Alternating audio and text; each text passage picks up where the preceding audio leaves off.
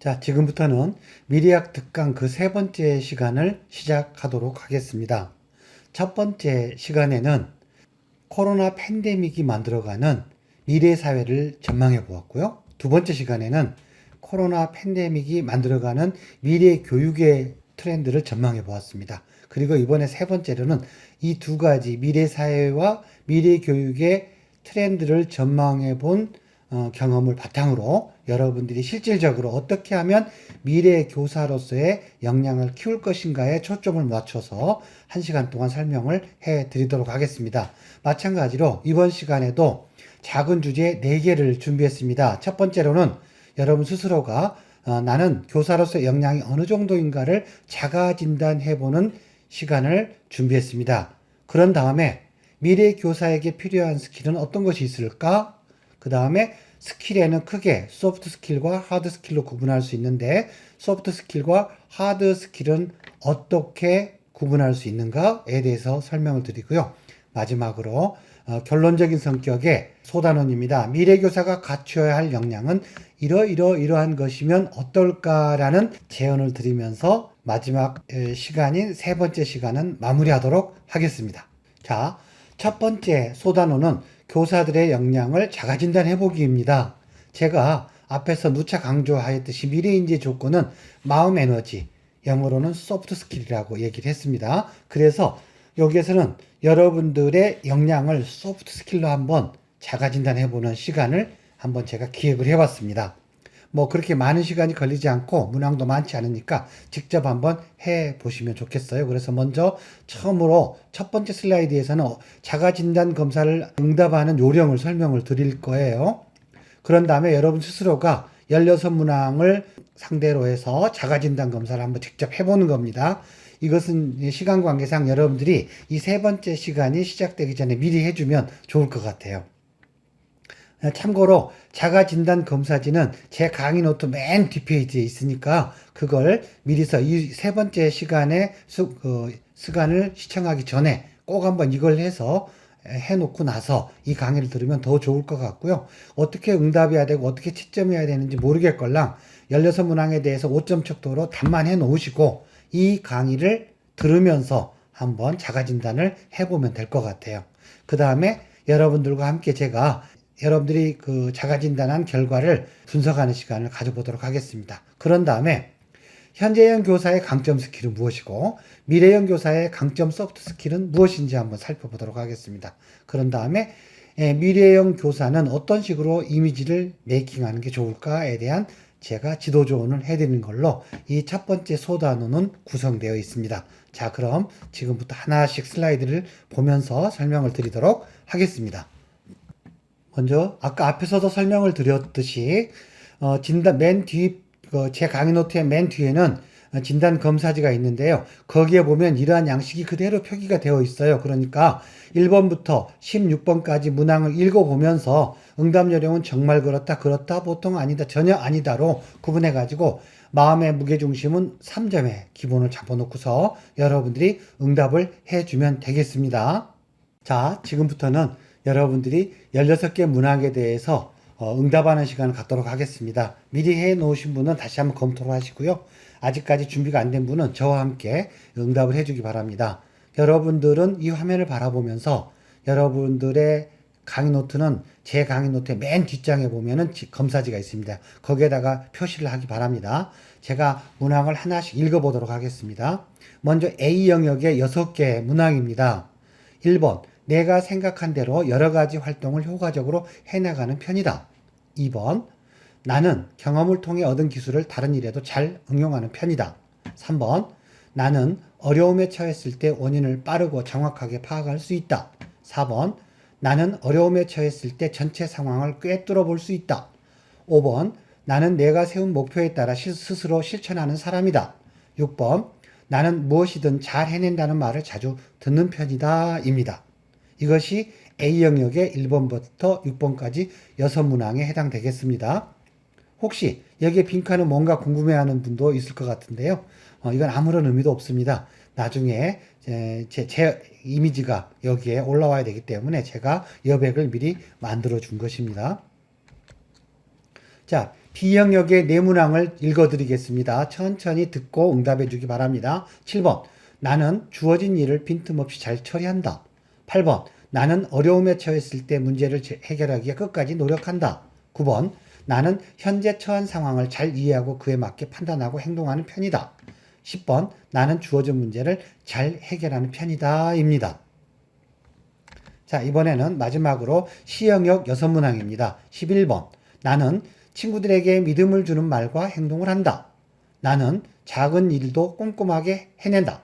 13번. 나는 다른 사람들과 믿음을 유지하기 위해 꾸준히 노력한다. 14번. 나는 무슨 일을 할 때마다 꼼꼼하고 세심하게 처리하려고 노력한다. 15번. 나는 어려움에 처해 있는 사람이 있으면 잘 도와주는 편이다. 16번. 나는 무슨 일을 하든지 열심히 하는 편이다. 입니다. 이렇게 해서 16문항에 대한 응답이 다 끝났습니다. 그러면 앞서 설명을 해드린 것처럼 영역별로 A영역, B영역, C영역의 합산 점수를 구해 주시고요.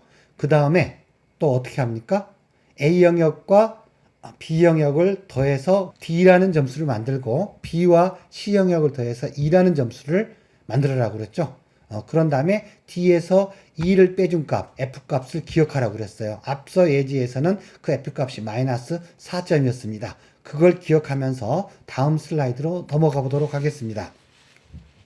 이번에는 그 앞에서 한 진단검사지의 결과를 한번 분석하고 해석해 보는 시간을 갖도록 하겠습니다. 자, 먼저 아까 그 마지막 F 영역에 있는 최종 점수가 마이너스 4점이었습니다. 샘플에서는 여러분들은 다를 수가 있겠죠. 자, 그러면 그 마이너스 4점은 원문자 1번, 2번, 3번, 4번의 구간에서 한번 찾아보도록 하겠습니다. 제가 이것은 큰 데이터를 통해서 얻은 자료를 가지고 최소값 마이너스 11에서 플러스 18점까지로 이렇게 설정한 다음에 통계적으로 이 구간을 설정한 것입니다. 표본으로 응답했던 응답자의 경우는 F값이 마이너스 4가 나왔습니다. 마이너스 4는 여기죠. 오문자 1에 해당됩니다. 이 응답자의 경우는 이 오문자 1은 여기에 있는 1번으로 해석하면 되겠고요. 오문자 2는 2번, 오문자 3은 3번, 오문자 4는 4번입니다. 만일에 여러분들의 그 F값이 3점이 나왔다. 그럼 여러분들은 오문자 4번에 해당되는 해석을 해주면 되겠습니다. 자, 마이너스 4점 이하는 현재형 교사입니다. 이걸 제가 문장으로 해석하면 이렇게 할 수가 있습니다. 아마 여러분들이 한번 자기 점수에 맞춰서 보시기 바랍니다. 여러분들 중에서 혹시 마이너스 4점 이하가 나오신 분들은 한번 여러분들의 현 주소가 이 문장과 일치한지 한번 생각해 보면 될 것 같습니다. 학교 생활이 원만한 전형적인 현재형 교사로 추정됩니다. 미래 사회에 대한 특별한 관심이 필요해 보입니다. 만일에 1번 현재형 교사에 포함됐다고 진단이 된 선생님께서는 앞에서 제가 설명한 1권과 2항을 듣고 또 듣고 심화학습을 꾸준히 해서 미래형 교사가 되기 위해서 노력해 줄 필요가 있겠습니다.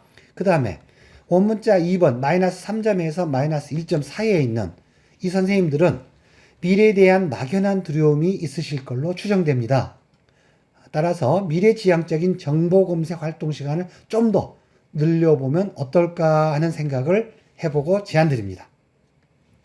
그 다음에 여러분들의 점수가 0점에서 1점 사이 여기입니다. 요 구간 3번 여기는 미래에 소극적인 관심을 가지고 계시는 걸로 추정되는군요. 미래지향적인 교수활동을 계획하여 실천해보면 어떨까요? 제가 4가지 캠페인을 여러분들에 소개해드렸죠. 한번 그것을 여러분들이 한번 수업활동에 연계해서 한번 아이들과 학습활동을 해보면서 서서히 여러분들의 포지션을 4번 2점 이상의 이쪽으로 가져가 보면 어떨까 하는 제안을 드려봅니다. 여러분들 중에서 F에 해당되는 영역의 점수가 플러스 2점 이상인 그분들은 이미 미래형 교사로서의 준비가 다 되어 있는 듯 싶습니다. 전형적인 미래형 교사로 추정됩니다. 험난하더라도 지금처럼 앞으로 쭉 파이팅 하시기 바랍니다. 이 말은 무슨 말일까요? 여러분들 험난하더라도 지금처럼 앞으로 쭉 파이팅 하시길 바랍니다. 이 말은요. 이렇게 2점 이상이 나온 미래형 선생님들의 경우는 현장에서 많이 부딪히게 될 겁니다. 동학년 선생님들하고도 부딪힐 수 있고 부장 선생님들하고도 부딪힐 수 있고 교감 선생님하고도 부딪힐 수 있고 교장 선생님하고도 부딪힐 수 있습니다. 예, 미래에 대한 안목을 가지고 학생들을 지도하려다 보면은 부딪힐 수밖에 없겠죠. 그뿐만이 아닙니다. 학부모들하고도 갈등이 생길 수가 있습니다. 그럴 경우 힘들어하지 마시고 이건 너무나 당연한 거다라고 여기면 되겠어요. 그리고 어떻게 하면은 여러분들과의 갈등 상태에 있는 상대방들을 미래지향적인 안목을 갖게 할 것인가라는 그 고민을 긍정적으로 하면서 하나하나 해결해 나가면 될 것 같습니다. 그런 의미에서 험난하더라도라는 문장을 썼다는 점을 이해해 주기 바랍니다. 정말로 플러스 2점 이상 나오신 분들 축하드립니다. 그러면은 왜 어떻게 해서 이런 점수가 나오게 됐을까라는 부분에 대해서 잠깐 설명을 하고 다시 돌아오도록 하겠습니다. 자, 이 페이지에서 보면은 1번부터 6번까지에 있는 이 구간을 A 영역이라고 했고요. 7번부터 10번까지를 B 영역, 11번부터 16번까지를 C 영역으로 해 놓았습니다. 그런데 A 영역에 있는 이 뭡니까? 6개의 문항은 미래형 교사들에게서 나타나는 소프트 스킬로 최종적으로 분석이 되었습니다. 자, 그리고 7번, 8번, 9번, 10번의 경우에 있어서는 미래형과 현재형의 공통 분모입니다. 이것은 미래형 교사의 강점 스킬에 해당되겠고요. 이 부분은 현재형 교사가 가지고 있는 강점에 해당됩니다. 그러니까 마이너스가 나왔다라는 것은 어떻습니까? 7, 8, 90은 이쪽에도 포함되고 이쪽에도 포함되기 때문에 실질적으로는 21점에서 25점을 뺀 것이 마이너스 4점이라는 뜻입니다. 만일에 이 값이 플러스가 나왔다라는 것은 어떻습니까? A 영역의 점수가 B 영역보다 높다라는 뜻이 되겠죠. A 영역이 미래형 교사가 가지고 있는 강점 스킬, C 영역이 현재형 교사, B 영역은 공통 영역, 이렇게 제가 얘기를 했었죠. 그러한 맥락을 이해를 하시고요. 이러한 어떤 관계는 제가 고급 통계 분석 기법을 통해서 아주 신뢰도도 높고 타당도도 높게 검증해 놓은 것이니까 여러분들이 안심하고 이 진단 검사를 가지고 여러분 스스로를 자가 진단해 보는데 활용해도 아마 크게 유익할 거라 믿습니다.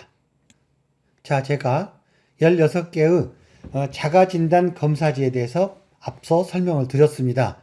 그래서 A 영역의 경우는 미래형 교사의 강점 소프트 스킬에 해당되고 C 영역의 경우는 현재형 교사의 강점 스킬이라고 할 수가 있겠습니다. 그러니까 C 영역에서 높은 점수를 받으신 분은 현장에서도 아주 능력을 인정받고 본인도 보람을 느끼고 있을 겁니다. 아마 그럴 겁니다. 그래서 이렇게 A 영역과 C 영역을 중심으로 한번 미래형 교사의 강점 스킬을 한번 정리를 해보도록 하겠습니다. 정리해보면 이렇게 표현할 수가 있어요. 물론 6개의 문항들 중에서 제가 그 통계 분석을 해보니까 가장 대장다운 그러한 문장을 2개를 추렸습니다. 그 첫 번째가 나는 내가 세운 목표에 따라서 스스로 실천하는 사람이다 입니다. 여러분들 중에서 이러한 어떤 문장에 아주 격정적으로 공감하시는 분의 경우에 있어서는 이미 미래형 교사로서의 강력한 마음의 에너지를 가지고 있다라고 얘기해 볼 수가 있겠습니다. 그리고 두 번째 문장도 있습니다. 나는 경험을 통해 얻은 기술을 다른 일에도 잘 응용하는 편이다라는 문장에도 격정적으로 공감한다. 정말 그렇다라고 응답하신 분께서는 역시 미래형 교사의 강점 스킬을 충분히 가지고 있고 마음 에너지가 탄탄하다 이렇게 해석을 할 수가 있겠습니다. 물론 그렇다고 해서 나머지 4문항이 의미가 없다. 절대 아닙니다. 나머지 4개도 충분히 중요합니다. 그런데 6개 중에서 가장 중요한 2개만 골라보라 한다면 이 2가지입니다. 그래서 6개를 동시다발적으로 강화하기가 어렵다고 판단되면 여러분들이 이 2가지 중에 어느 하나를 집중적으로 강화시키면 될 것 같아요. 만일에 여러분들 중에서 이 2개가 충분히 나는 강하다라고 하면은 현상 유지를 해도 됩니다. 하지만 나는 이 2개가 다 문제가 있어. 조금은 취약한 것 같아 라고 판단이 된다면 여러분들은 이 문장을 여러분들과 동일시하는 방향으로 여러분들의 마음의 에너지를 키우는 전략을 수립해서 실천할 필요가 있다고 하겠습니다. 자, 그러면 이러한 문장을 압축적으로 한 단어로 기억하기 쉽게 정리해 본다면 이렇게 정리해 볼 수가 있어요. 나는 내가 세운 목표에 따라서 스스로 실천하는 사람이다를 간단한 명사형으로 줄여보면요. 자기 주도성 이렇게 볼 수가 있겠고요.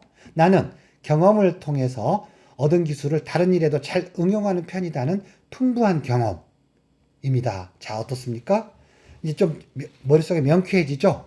여러분들이 나는 현재인 교사로 앞에서 진단이 됐다라고 판단되시는 분들께서는 좀 자기 주도성을 강화할 전략을 짜보시고요. 또는 다양하고 풍부한 경험을 쌓을 수 있는 여러 방과 후의 활동을 여러분들이 계획해서 참가해 보는 것도 하나의 좋은 방법이지 않을까 하는 생각을 해봅니다. 나머지 4개 문항도 이와 같은 형태로서 하나의 단어로 함축적으로 표현해 본다면 아마 여러분들에게 크게 도움이 되지 않겠나 하는 생각을 해보았습니다. 이번에는 현재형 교사의 강점 스킬입니다. 이것은 C 영역에 있는 6개 문항 중에서 가장 대장다운 문장 2개를 추려봤습니다. 물론 이것도 제가 기분대로 추린 게 아니라 통계적인 분석에 의해서 추린 겁니다. 첫 번째, 나는 어려움에 처해 있는 사람이 있으면 잘 도와주는 편이다입니다. 두 번째로는 나는 친구들에게 믿음을 주는 말과 행동을 한다입니다. 혹시 여러분들 중에서 현재형 교사로서 영역번호 1번, 2번, 3번, 4번 중에서 현재형 교사, 즉 마이너스 점수를 받은 분들이라고 한다면은 어쩌면 이런 영역에서는 아주 높은 역량을 가지고 있지 않겠는가 하는 역으로의 추정을 해볼 수가 있겠습니다. 그래서 이번에도 마찬가지로 나는 어려움에 처해 있는 사람이 있으면 잘 도와주는 편이다와 나는 친구들에게 믿음을 주는 말과 행동을 한다라는 이 문장의 경우는 미래형 교사로 판정받은 분들이 상대적으로 취약할 수 있는 그런 문장에 해당되겠습니다. 그래서 미래형 교사로 판정이 되신 분들께서는 현장에서의 어떤 여러 가지 어려운 점을 극복하는 데 있어서 이 2개의 문장을 강화하는 방향으로 전략을 짜보는 건 어떨까 싶습니다. 이번에도 마찬가지로 이 2개의 문장을 하나의 단어로 표현하면 이렇게 표현할 수가 있겠습니다. 15번, 나는 어려움에 처해 있는 사람이 있으면 잘 도와주는 편이다는 이타심. 우리나라 대한민국 교육과정의 최상위 개념인 홍익인간과도 연결되는 것입니다. 이것을 엘트루이즘이라고도 영어로는 표현하죠. 이 이타심이라는 단어를 여러분들 생각해 주면 될 것 같아요.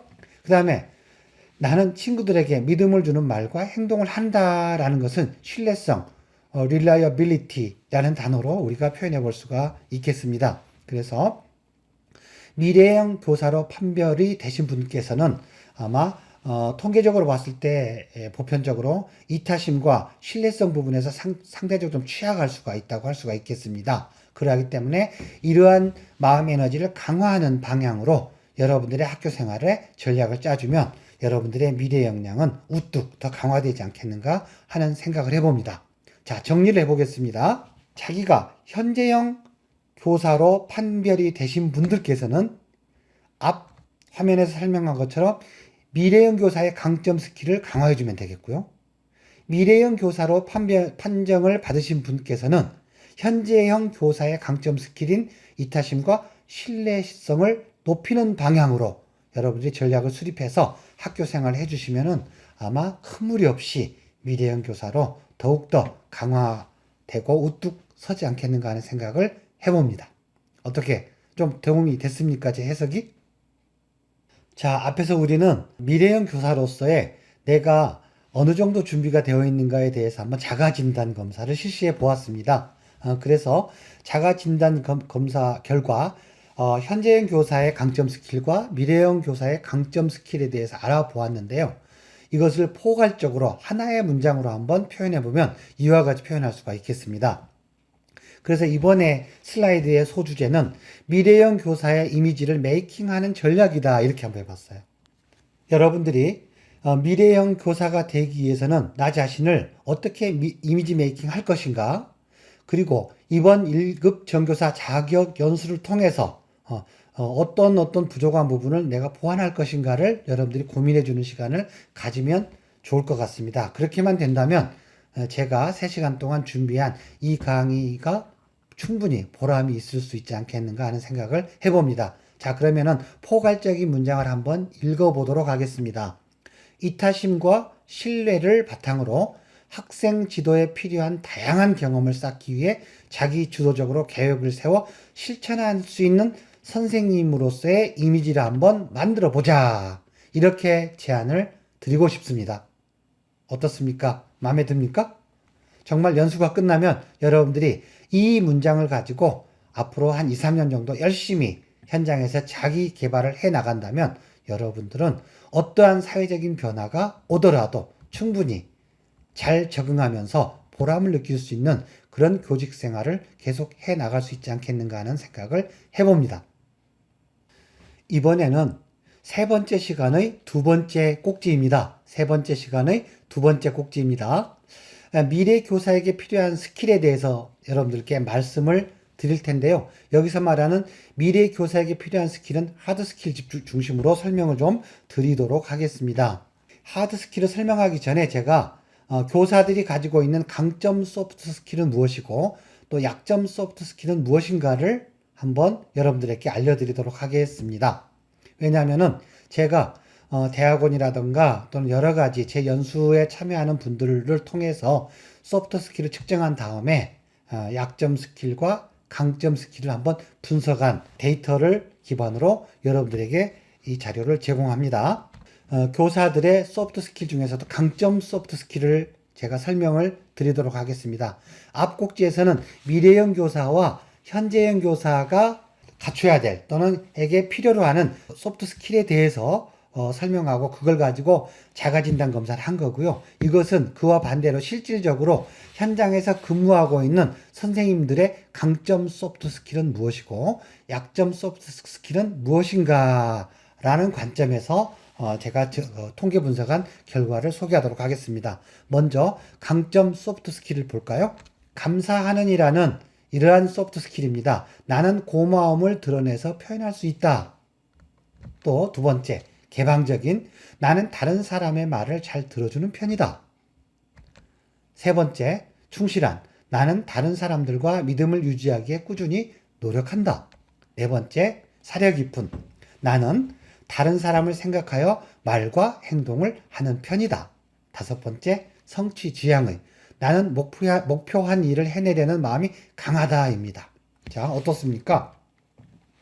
현장에서 근무하고 있는 선생님들을 대상으로 소프트 스킬을 분석한 결과 현장의 선생님들이 가지고 있는 강점 스킬은 이 5가지입니다. 아마 지금 현재 연수를 듣고 현재 이 강의를 시청하고 계시는 여러분들도 이 5개를 물어보면 거의 대부분이 정말 그렇다. 나를 얘기하는 것 같아. 나의 소프트 스킬을 말하는 것 같은데 라는 생각이 들 겁니다. 그렇지 않습니까? 네. 자, 그러면 반대로 정말 저거 내 약점일 수 있겠네라는 그런 교사들의 약점 소프트 스킬 5가지만 추려서 한번 또 소개를 해드리도록 하겠습니다. 첫 번째, 독특한, 유니크하다 이런 얘기입니다. 나는 다른 사람들이 깜짝 놀랄 만한 나만의 재능이 있다? 여기에서는 조금 주저주저 하는 것 같습니다. 현장의 선생님들이. 자, 두 번째로 선구자적인 나는 처음 접하는 일도 망설임 없이 해본다? 이것도 주저주저 하는 소프트 스킬인 것 같아요. 세 번째, 뛰어난 엑스트라 오디너리도 되겠고요. 나는 특정 분야에 뛰어난 능력을 가지고 있다는 말을 자주 듣는 편이다. 여기에서도 응답하면서 식은땀을 흘렸던 것 같습니다. 역동적인 나는 동료들과 다른 새로운 생각을 많이 하는 편이다. 여기에서도 주저주저 하는 것 같아요. 그 다음에 5번, 창조적인 나는 다른 사람보다 새로운 아이디어를 잘 만들어내는 편이다. 여기에서도 조금 자신감이 없어 보였습니다. 자, 어떻습니까? 여러분들이 보기에도 그런 것 같습니까? 맞습니다. 교사는 늘 보편적이고 일반적이고 검증된 지식과 경험을 바탕으로 학생들에게 지도를 하도록 그렇게 준비되고 훈련되었습니다. 그러하다 보니까 위에 있는 이 5개 문장과 일치하는 방향으로 훈련이 될 수밖에 없었죠. 그런데 말입니다.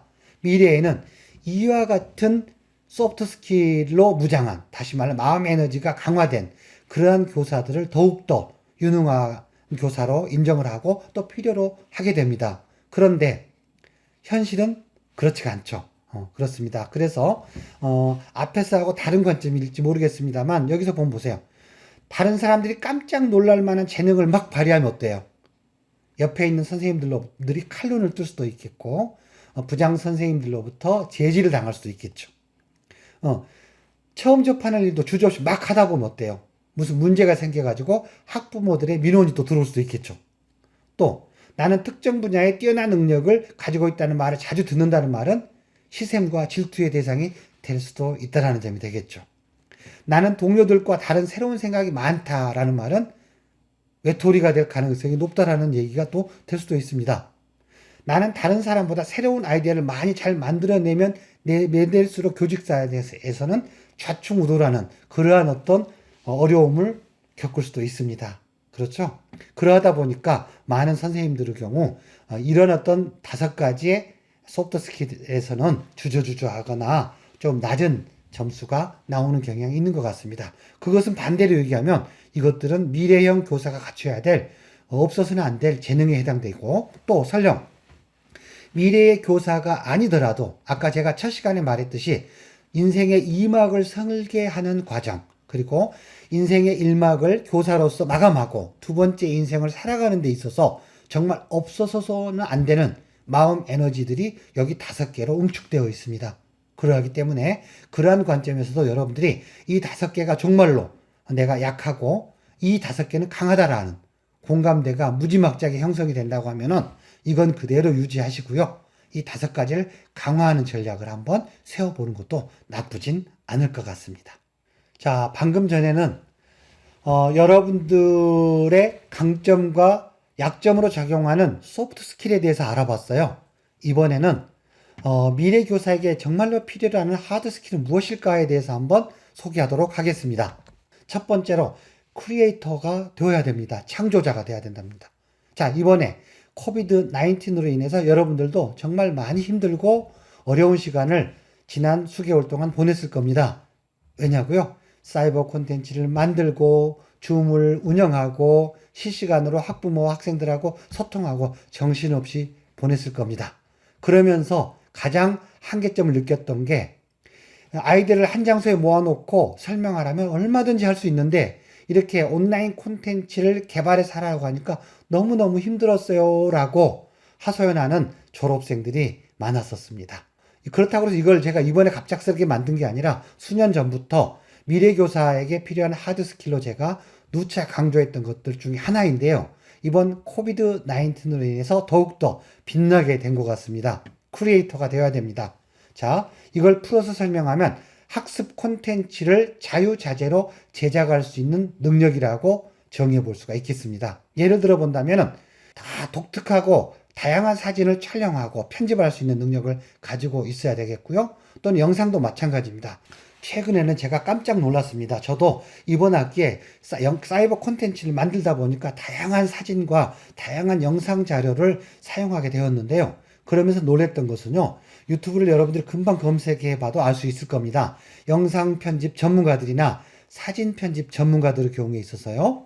이미 인정을 받고 셔터스톡 같은 데다가 자기의 사진이나 영상을 업로드하고 많은 사람들이 이거 필요하다라고 해서 다운로드 받을 때 그 영상의 사용료를 지불합니다. 그렇게 해서 정말로 성공한 사진 판매자나 영상 판매자의 경우에는요. 놀라지 마십시오. 한 달 수익이 1억이 넘는 사람도 있었습니다. 여러분들은 학교 선생님으로서 아이들에게 필요로 하는 다양한 학습 콘텐츠를 자유자재로 제작할 능력을 갖추면서도 동시에 학습에 필요하다고 판단되는 사진이나 영상을 촬영하는 게 재미있고 적성에 맞다고 판단되면 병행해서 하시기 바랍니다. 왜냐고요? 이 사진이나 영상은 누적되고 축적되면 여러분들의 인생의 2막을 설계할 시점이 오면은 엄청나게 귀한 가치를 드러낼 수 있는 콘텐츠가 될 수 있기 때문입니다. 그리고 유튜버 시장도 마찬가지입니다. 그래서 일단 교사라고 한다면은 사진이나 영상을 판매자 수준급으로 촬영하고 편집할 수 있는 그런 능력을 갖추는 거, 유튜버가 한번 되어보는 거, 이것을 한마디로 크리에이터라고 제가 요약을 해보았습니다. 두 번째 하드 스킬은 메이커입니다. 이것을 물론 크리에이터나 메이커라는 단어의 경우는 미래학자들이 오래전부터 한 얘기입니다. 제가 이것을 처음으로 했다 그런 뜻이 아니라 이것을 교육적으로 선생님들에게 필요한 방향으로 이렇게 해석을 해줬다라는 의미로 여러분들이 이해를 해주면 되겠어요. 메이커라는 것은 이것도 마찬가지로 발명가들한테 하는 얘기 아니냐 그럴 수 있겠죠. 그런데 저는 이것을 어떻게 교사의 관점에서 해석을 하느냐 하면은요, 말보다 행동이 앞서는 수업을 전개할 수 있는 능력. 어떤 선생님들 보면은요, 회의할 때 말은 잘합니다. 학습 지도안도 잘 짭니다. 그런데 막상 수업에 투입해 보면 영 아니다라는 그런 어떤 느낌이 드는 경우도 있습니다. 그런데 어떤 선생님은 말이나 학습 지도안은 그렇게 뛰어나 보이지가 않습니다. 그런데 실제 수업을 하는 걸 보면은요, 놀라울 정도로 수업을 진행합니다. 수업에 참여한 학생들이 처음 시작부터 40분 동안 한 명도 흐트러지는 사람 없이 오직 그 선생님이 집중하는 모습을 볼 수가 있고요. 옆 뒤에서 참관하는 제가 볼 때도 벌써 40분이 다 지나갔네? 라고 느낄 정도로 지루함을 하나도 느끼지 않게 수업을 기가 막히게 이끌어갑니다. 이러한 선생님을 저는 말보다 행동이 앞서는 수업을 전개할 수 있는 능력을 가진 메이커다라고 하는 것이죠. 이것이 제가 미래형 교사에게 필요한 두 번째 하드 스킬로 여러분들에게 제안합니다. 자, 세 번째를 볼까요? 세 번째는 인벤터입니다. 에게게 너무나 많이 들어본 단어이죠. 근데 중요한 것은 교사의 입장에서 어떻게 해석을 해주느냐가 중요한 것입니다. 자, 메이커나 인벤터 같은 말 아니냐? 유사합니다. 그러나 조금 다릅니다. 자, 인벤터 같은 경우는 제가 교사의 관점에서 어떻게 해석을 하느냐면은 융복합을 강조합니다. 앞에서 설명드렸죠. 스팀과 스템의 개념에서. 그래서 융복합 마인드를 가지고 눈앞에 펼쳐지는 또는 눈앞에 직면한 문제를 해결해낼 수 있는 능력을 저는 인벤터라는 단어로 취약을 했습니다. 정리해보면 이것은 문제 해결 능력 이렇게 설명할 수가 있겠네요. 대부분의 선생님들은 무엇입니까? 정해진 루트대로 이렇게 훈련을 받고 생활을 하다 보니까 정해진 미리 앞서서 데이터가 존재하는 문제들은 성실하고 충실하게 잘 해결합니다. 그러나 아직까지 한 번도 접해보지 않은 상황이 발생했을 때는 멘붕이 온다라는 그런 표현을 쓰는 선생님들도 가끔 제가 만나봤습니다. 인벤터라는 단어를 저는 융복합적인 마인드를 가지고 자기 눈앞에 펼쳐지는 문제를 아주 공격적으로 잘 해결해낼 수 있는 그런 능력점으로 제가 해석을 해보았습니다. 어떻습니까? 자, 여러분들은 이와 같은 세 가지의 하드 스킬만 갖춘다면은 어떠한 변화와 어떠한 현상이 또는 예기치 않은 상황이 발생하더라도 여러분들이 아주 지혜롭게 헤쳐나갈 수 있을 거라고 저는 확신합니다. 그렇다면 정리를 해보죠. 도대체 소프트 스킬은 마음 에너지라고 했는데 그럼 하드 스킬은 뭐야? 이런 궁금증이 들 수도 있을 것 같습니다. 그래서 다음 꼭지에서는 제가 소프트 스킬과 하드 스킬이 무엇인지에 대해서 설명을 한번 해보도록 하겠습니다. 자, 지금부터는 소프트 스킬과 하드 스킬을 어떻게 구분하는지 여러분들에게 설명을 드리도록 하겠습니다. 왜냐하면 미래 인재의 조건도 소프트 스킬이라 했고 보니까 미래 교사의 역량도 소프트 스킬과 하드 스킬로 제가 정리를 해주고 있습니다. 그렇게 하는 이유는 너무나 추상적이고 막연한 역량으로 개념을 잡아주다 보면은 이해는 되는데 그걸 어떻게 키우지? 어떻게 보완하지? 이런 얘기를 가끔 듣는 것 같습니다. 그래서 바로 그러한 경우 구체적으로 실천하고 자기의 역량의 부족한 부분을 채워나가려고 할 때는 이 스킬의 개념으로 접근해주면은 아주 구체적이고 무엇을 해야 될지 바로 느낌표가 찍어지는 경우가 참 많습니다. 그럼 세 번째 시간의 세 번째 꼭지에서는 소프트 스킬과 하드 스킬을 구분하는 방법과 소프트 스킬과 하드 스킬의 사례를 여러분들에게 소개하는 시간을 갖도록 하겠습니다. 먼저 첫 번째로는 소프트 스킬과 하드 스킬을 구분하는 방법입니다. 자, 정리를 제가 최대한 압축해서 슬라이드 한 장으로 했습니다. 제가 이 소프트 스킬과 하드 스킬을 지난 한 10여 년 동안 연구를 했습니다. 그런데 그 개념들을 이 한 장에 응축하느라고 정말 저 많이 고민했습니다. 그러니까 잘 들어서 아주 요긴하게 활용하시기 바랍니다. 자, 스킬 그러면은 이것은 뭐냐? 가장 간단하게 정리를 한다면은 무언가를 능숙하게 해내는 데 필요로 하는 능력이다. 이렇게 정의할 수가 있겠습니다. 그래서 이 스킬은 포괄적으로 소프트 스킬과 하드 스킬을 합한 거다. 이렇게 생각해 주면 될 것 같아요. 자, 스킬은 소프트 스킬과 하드 스킬을 합한 거다. 반대로 얘기하면은 소프트 스킬과 하드 스킬로 이 스킬은 분리될 수 있다. 이렇게도 얘기를 해볼 수가 있겠죠. 자, 이렇게 일단 스킬을 먼저 정의하고요. 그렇다면 소프트 스킬은 무엇이냐? 제가 좁은 의미와 넓은 의미로 구분하여서 설명을 드리도록 하겠습니다. 소프트 스킬을 저는 좁은 의미로는 심리기술이다. 이렇게 얘기를 합니다. 자, 좀 더 구체적으로 얘기하면은 대인관계와 관련된 개인의 심리기술이다. 이렇게 풀어서 설명할 수가 있겠습니다. 자, 이것이 이해가 되셨다면 여러분들은 심리기술, 이 정도로만 머릿속에 정확하게 기억을 해 놓기 바랍니다. 이건 정말 기억을 잘 해둘 필요가 있겠습니다. 자, 그렇다면 소프트 스킬을 넓은 의미로는 어떻게 정의하느냐? 이미 앞에서 얘기했죠. 마음 에너지다. 이렇게 정의를 하면 되겠습니다. 자, 이걸 좀 더 풀어서 설명한다면 습득한 지식이나 정보를 행동이나 실천으로 이어주는 마음 에너지다. 이런 얘기입니다. 습득한 지식이나 정보를 행동이나 실천으로 이어주는 마음 에너지다. 라는 것이죠. 이것을 뭐라 한다? 넓은 의미의 소프트 스킬이다. 그러니까 이 마음 에너지는 개인의 심리 기술, 즉 대인관계와 관련된 개인의 심리 기술까지도 포괄한다. 그렇게 볼 수가 있겠습니다. 어느 정도 소프트 스킬이 이해가 되셨습니까? 그렇다면 스킬과 소프트 스킬의 개념에 이어서 하드 스킬에 대한 설명을 해주도록 하겠습니다. 하드 스킬이라고 한다면 특정한 상황이나 임무에 필요하다고 판단되는 지식을 습득하거나 경험을 축적하는 등과 같은 활동을 통해서 얻어지는 역량을 총칭해서 우리는 뭐라 한다? 하드 스킬이라 한다. 그런 얘기입니다.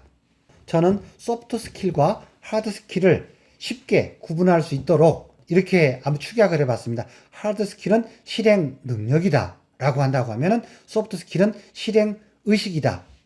자, 이 실행 의식을 좀 더 부연 설명하면은 뭔가 자기가 이미 갖춘 하드 스킬, 즉 실행 능력을 실행하고자 하는 강력한 의지, 마음 에너지를 소프트 스킬이라 한다. 그런 얘기입니다. 주로 실행 능력과 관련된 지식의 습득이나 경험의 축적 등은 바로 산업혁명 시대의 학교 교육에서 강조했던 것들입니다. 이것들이 바로 대부분 하드 스킬입니다. 여러분들이 교대에서 배웠던 그런 모든 배우고 훈련했던 그것들은 바로 하드 스킬과 밀접한 관계가 되어 있습니다. 그런데 아무리 하드 스킬을 많이 가지고 있다 하더라도 실행하려는 강렬한 의지가 없다면 이것은 아무짝에도 쓸모가 없습니다. 그리고 아까도 말씀드렸듯이 의식기술 혁명의 시대에는 이런 하드 스킬 영역은 거의 대부분 기계지능들이 인간의 영역에 대체되게 되어 있습니다. 그러하기 때문에 이 부분을 강화하는 것은 경쟁력이 없어 보입니다. 따라서 인류가 적어도 향후 100년 동안 기계지능을 이끌면서 인류 사회를 평화롭게 운영하기 위해서는 이 하드 스킬은 기본이 돼 이것보다도 실행하려는 의지와 관련된 마음 에너지를 강화할 수 있는 소프트 스킬을 키우는 쪽으로 전략을 짜는 것이 무엇보다도 중요하다라고 제가 여러분들에게 설명을 드릴 수가 있겠습니다. 자, 그렇다면은 자, 이렇게 해서 저 나름대로는 최대한 여러분들의 스킬과 포괄적인 개념의 스킬과 소프트 스킬의 좁은 의미와 넓은 의미, 그 다음에 하드 스킬의 개념을 설명드리고 하드 스킬을 실행 능력이라고 한다면 소프트 스킬은 하드 스킬을 실행하고자 하는 강렬한 의지 또는 마음 에너지다라고 제가 정의를 내려드렸습니다. 자, 그렇다면 이제 이러한 어떤 개념들을 완전히 마침표를 찍기 위해서 제가 하나의 사례를 들어보도록 하겠습니다. 의사 선생님의 하루 일과를 한번 여러분들에게 사례로 들어보겠습니다. 의사 선생님들이 하루 일과를 문장으로 표현해 보았는데요. 자, 왼쪽에 있는 문장을 먼저 보도록 하죠. 공감 능력이나 이해나 경청의 자세 등을 통해서 환자의 비위를 잘 맞출 수 있는 태도와 관련된 것. 이건 뭘까요? 예, 이게 바로 소프트 스킬입니다. 뭔가 이 환자가 나를 찾아왔다는 것은 뭔가 몸이나 마음에 문제가 있어서 왔겠죠? 그 문제를 해결하기 전에 먼저 레포를 형성하는 겁니다. 공감이나 이해나 경청의 자세 등을 통해서 환자의 비위를 잘 맞출 수 있는 태도가 없다면은 아무리 유능한 능력 하드 스킬을 가지고 있더라도 인정받기 어렵다라는 것이죠. 여기에 관련된 소프트 스킬을 예를 들자면 앞에서 했듯이 믿음직한 영향력 있는 등과 같은 소프트 스킬을 연결시켜 볼 수가 있겠습니다. 반면에 오른쪽에 있는 문장을 한번 볼까요? 질병에 대한 폭넓은 식견, 이건 지식이란 뜻이죠. 지식과 경험, 검사 결과와 증상에 대한 판단 능력, 이 또한 하드 스킬입니다. 인지 능력이죠. 해부학 및 생리학에 대한 절차와 이해와 통섭 능력, 이 또한 하드 스킬에 해당됩니다. 이것들이 바로 의사의 유능함을 결정하는 결정적인 능력입니다. 이러한 것들을 보통 우리는 실행 능력, 하드 스킬이라고 합니다. 이것을 통찰력, 전문성 이렇게 표현할 수가 있겠죠. 자, 곰곰이 보니까 여기서 자, 예로들은 소프트 스킬의 예와 하드 스킬의 예가 보면은 분명히 차이가 나고 있습니다. 어떻게 차이가 나고 있나요? 소프트 스킬은 형용사형입니다. 상태를 표시하죠. 그런데 하드 스킬은 명사형입니다. 이렇게 명확하게 우리가 소프트 스킬과 하드 스킬을 구분할 수 있습니다. 그러니까 형용사형의 수식어를 명사형 앞에다 붙여주게 되면은 교육이 완성이 되는 것이죠. 현장의 선생님들은 충분한 하드 스킬을 갖추고 있습니다. 그런데 문제는 미래에 필요하다고 판단되는 소프트 스킬 부분에 취약한 부분이 있을 수 있습니다. 그래서 그 부분을 강화시켜서 하드 스킬 앞쪽에 수식어로 붙여만 준다면 이건 완벽한 그런 미래형 교사가 될 수가 있겠죠. 자, 어떻습니까? 이 예를 통해서 여러분들의 이해에 좀 도움이 됐나요? 자, 이번에는 세 번째 시간에 네 번째 마지막 꼭지에 대한 설명을 해 드리도록 하겠습니다. 제가 앞서도 말씀드렸듯이 세 번째 시간의 마지막 꼭지가 결론에 해당된다라고 했습니다. 지금까지는 제가 여러분들이 미래형 교사가 되기 위해서 갖춰야 할 역량을 소프트 스킬과 하드 스킬 중심으로 설명을 드렸어요.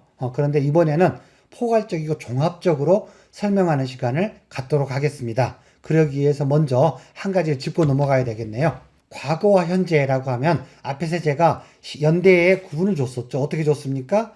2000년부터 2019년까지의 전환기를 중심으로 그 이전을 산업혁명의 시대라고 했고 2020년 이후를 의식기술 혁명의 시대다 이렇게 설명을 해 주었죠. 그 맥락에서 똑같이 가주면 되겠습니다. 여기에서 말하는 과거하고 현재는 바로 산업혁명의 시대를 의미합니다. 산업혁명의 시대에는 교육의 중심이 무엇이었죠? 학교였습니다. 그런데 2020년 이후에는 교육의 중심의 무게중심이 학교에서 어디로 간다고 그랬죠? 평생학습기관으로 넘어간다라고 제가 설명을 드렸죠. 바로 그러한 맥락을 이해하고서 이 마지막 결론을 여러분들이 들어주었으면 좋겠습니다. 과거하고 현재, 그러니까 산업혁명 시대에는 기능과 지식을 최대한 많이 습득하게 할 수 있어야 됩니다. 교사가 중심이 되어서 학생들을 지도한다. 그래서 일반적인 용어가 학습 지도라는 단어가 있습니다. 학습 지도의 중심에서는 그 주체가 되는 사람을 교사라고 했습니다. 이것을 그런데 학습 지도라는 한글과 교사라는 한글을 봤을 때는 연계성을 별로 느낄 수가 없는데요. 이걸 영어로 바꿔놓으면 간단하게 그 맥락을 따져볼 수가 있습니다. 공통적으로 두 단어에는 하나의 공통 단어가 들어있습니다. 그게 뭐냐고요? teach입니다. 분홍색으로 제가 표시했죠? 학습 지도는 teaching, 교사는 teacher 이렇게 표현합니다. 한 명의 교사가 다수의 학생들을 상대로 집단 학습 체제를 유지해 나가는 그러한 학습 체제를 학교라고 합니다. 그리고 그 학교에서 이루어지는 교육 행위, 그것을 교사 중심으로 학습 지도라고 합니다. 이게 바로 과거하고 현재, 즉 산업혁명 시대에는 먹혔던, 통했던 그런 방식이라는 거죠. 그러나 과연 2020년 이후에 미래 교육의 현장에서도 가르치는 사람으로서의 티처의 자리가 지켜질 수 있을까요? 저는 아니라고 봅니다. 그럼 이제 미래로 한번 가보겠습니다. 이것이 결론에 해당되겠습니다. 2000년 이전까지는 학습 지도의 중심에 있던 교사가 중심이 될 수가 있었습니다. 교사는 어떤 사람이었습니까? 학습 지도를 잘하는 사람이었습니다. 가르치는 사람이었습니다. 일방적으로 집단을 상대로 가르치는 사람이었습니다. 개개 학생들이 뭘 원하는지는 한계가 있기 때문에 따질 수가 없었습니다. 그냥 표준으로 중앙값을 가지고 또는 평균 점수를 가지고 가르치고 평가하고 했던 것입니다. 자, 그렇다면 미래의 선생님의 역할은 어떻게 변할까요? 한번 살펴보도록 하죠. 첫 번째, 티처의 개념이 멘토의 개념으로 변해야 됩니다. 자, 이것도 한번 풀어주겠습니다. 선생님의 관점에서 풀어보겠습니다.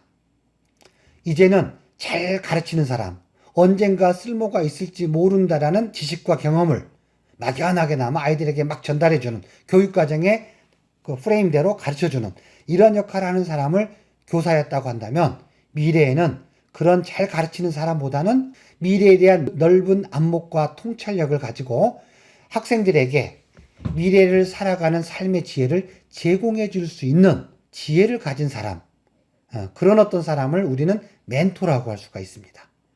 그래서 이제 미래로 학교에서 필요로 하는 선생님은 더 이상 가르치는 사람의 티처가 아니라 멘토가 되어야 된다는 것입니다. 두 번째로는 컨설턴트입니다. 자, 이것도 교사의 관점에서 풀어준다면 미래에 대한 넓은 안목과 통찰력을 바탕으로 학생들의 적성을 분석하고 상담해 줄 알아야 됩니다. 무조건 공부 열심히 해라. 좋은 성적을 가지면은 이과에서는 어느 대학을 가고 문과에서는 어느 대학을 가라라는 산업혁명 시대에나 통할 법한 그런 진로 교육을 한다라던가, 무수히 많은 문항으로 진로 적성 검사를 하지만은 결과는 막연하게 해주는 진로 검사를 하는 게 아니라, 여러분들이 짧게 경험했던 것처럼 소프트 스킬을 이용해서 아주 간단한 문항을 가지고서도 그 학생에게 구체적으로 무엇이 부족하고 무엇을 준비하라고 얘기해 줄 수 있는 그런 선생님이 되어야 된다는 것입니다. 그걸 저는 컨설턴트라고 표현을 해보았습니다. 자, 세 번째로는 가이던스입니다. 우리말로는 생활 안내라고 했네요. 한번 볼까요? 이것은 풍부한 경험을 바탕으로 학습 활동을 진행하는 것을 말합니다. 그냥 교육과정에 있는 내용과 아이스크림에서 다운받은 자료 가지고 기계적으로 로봇들이 나중에 얼마든지 할 수 있는 그런 일들을 하는 것이 선생님이 아니라는 거죠. 이제는 더 이상의 그런 것들은 선생님이 하지 않아도 됩니다. 왜? 그런 가르치는 행위는 할 필요가 없습니다. 왜? 학생 스스로가 자기가 필요하다고 판단되는 내용들을 스스로가 선택해서 공부하는 시대가 이미 되어버렸습니다. 그리고 그런 것들을 막아왔던 산업혁명 시대에 가르치는 패턴의 교육은 이번 코비드-19의 바이러스로 인해서 완전히 종결되었다고 보는 것이 맞을 걸로 저는 판단하고 있습니다. 그렇기 때문에 여러분들은 어떻게 하면 풍부하고 다양한 경험을 내가 쌓을 수 있을 것인가를 여러분들이 고민할 필요가 있다고 하겠습니다. 그래서 제가 여러분들에게 감히 제언을 드린다면, 학교가 끝나면 힘든 거 압니다. 그렇다고 해서 여러분들이 곧바로 집으로 돌아가서 쉬었다 다음날 또 학교 오고 이렇게 되면 어떤 일이 벌어지느냐면은 풍부한 경험을 쌓을 수가 없습니다. 그뿐만이 아닙니다. 5년 이상 여러분들이 학교집 하면서 어린 아이들에게 눈높이를 맞추다 보면 여러분도 모르는 사이에 여러분들의 의식 수준이나 소프트 스킬은 초등학생 수준으로 떨어져 버립니다. 이렇게 되면은 상당하게 사회와 괴리감이 만들어지게 되고 경험도 아주 부족하게 되는 것이죠. 그러하기 때문에 이러한 것들을 방지하기 위해서 제가 감히 제언을 드린다면, 방과 후에 다소 힘들더라도 적어도 일주일에 한두 번 정도는 성인들과 함께 하는 클럽 활동, 동아리 활동에 참여해서 성인들과 함께 눈높이를 맞추는 그런 시간도 꼭 보내기 바랍니다. 그렇게 해서 풍부하고 다양한 경험을 쌓으면 쌓을수록 그 경험은 학교 교실에서 학생들에게 이렇게 생활을 안내하는 가이던스로서의 역할을 해주는데 큰 도움을 줄 수 있을 것이라 생각합니다. 왜냐고요? 더 이상 가르칠 필요가 없기 때문입니다. 학교에서는 뭘 하냐고요? 생활지도를 많이 해야 됩니다. 그게 바로 생활지도가 학습활동이 되는 그런 시대로 이미 이제 진입하기 시작했습니다. 자, 마지막으로 네 번째 제가 미래 교사가 갖추어야 할 역량으로는 매니저입니다. 매니저. 여기서 매니저는 우리말로 통계처리입니다. 통계처리. 왜냐고요? 여러분이 이번에도 경험을 해봤을 거예요. 열심히 콘텐츠를 만들어가지고 올려주면 아이들이 스스로가 공부하고 이해가 안 되면 또 듣고 반복해서 시청합니다. 그러면서 완벽하게 자기 걸 만들 수가 있겠죠. 하지만 이미 알고 있는 학생들은 그 내용을 스킵해도 됩니다. 자, 그렇다면 도대체 이 학생이 제대로 집에서 학습은 하고 있는지 이게 걱정이 되잖아요. 그러니까 그런 학생과 관련 데이터를 여러분들이 자유롭게 수집하고 핸들링해서 분석할 수 있는 그런 역량을 갖추지 않으면 교직에서 살아남기 어렵다라는 것입니다. 이러한 어떤 부분을 종합해서 제가 표현하는 문장이 바로 통계 처리 능력입니다. 그런데 놀라울 정도로요, 사대나 교대에서는요, 통계 처리 능력을 별로 가르치질 않습니다. 이게 심각합니다. 여러분들이 이 네 개 중에서 어느 하나만 잡아서 선택적으로 강화하고 싶다라고 할 때는요, 이 통계 처리 능력을 키우는 방향으로 여러분의 능력을 한번 키워보겠다. 단기간 안에. 이렇게 전략을 짠다면 결코 나쁘지 않습니다. 왜냐고요? 이미 우리 사회는 빅데이터의 시대에 들어왔다라는 얘기를 많이 하고 있습니다. 그러기 때문에 이제는 우리의 삶은 모두가 데이터로 이루어집니다. 그 말은 아날로그적 우리 삶이 요소요소에 숫자 0과 1에 의한 또는 0에서 9까지의 10개의 디짓에 의해서 전 변환되기 때문입니다. 그렇게 되어서 컴퓨터하고 소통이 되는 것이죠. 자, 정리합니다. 미래 교사가 갖춰야 할 역량은 바로 미래적 안목을 갖추는 미래학자가 되는 거고요.